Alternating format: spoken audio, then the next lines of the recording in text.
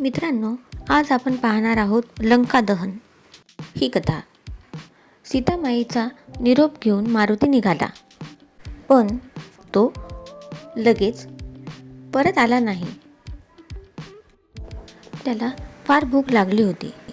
त्याने अशोकवनातील फळे खाल्ली, अनेक झाडांच्या फांद्या मोडून टाकल्या. रावणाचे शिपाई त्याला पकडायला आले. त्याने त्या सर्वांना ठार मारले. पुन्हा अनेक शिपाई आले. मारुतीला पकडून रावणासमोर घेऊन गेले.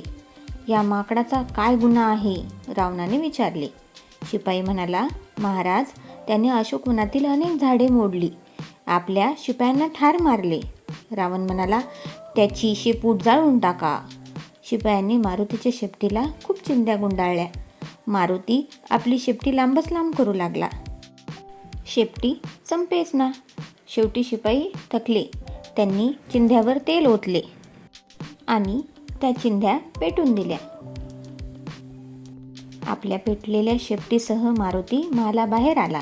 त्याने एका उंच वाड्यावर उडी मारली. त्या वाड्याने पेट घेतला. मग मारुती या वाड्यावरून त्या वाड्यावर उड्या मारू लागला.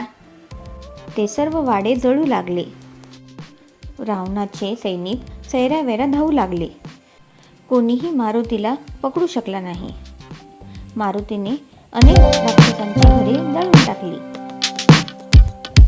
लंकेत हाहाकार माजला. मग मारुती समुद्रकिनारी आला. तेथे त्याने आपली शेपटी विझवली. नंतर त्याने श्रीरामाचे नाव घेतले आणि उड्डाण केले. मग मारुती श्रीरामासमोर आला. त्याने श्रीरामाला सर्व हकीकत सांगितली. सुग्रीवाच्या मदतीने रामाने लंकेवर स्वारी करण्याचे ठरवले.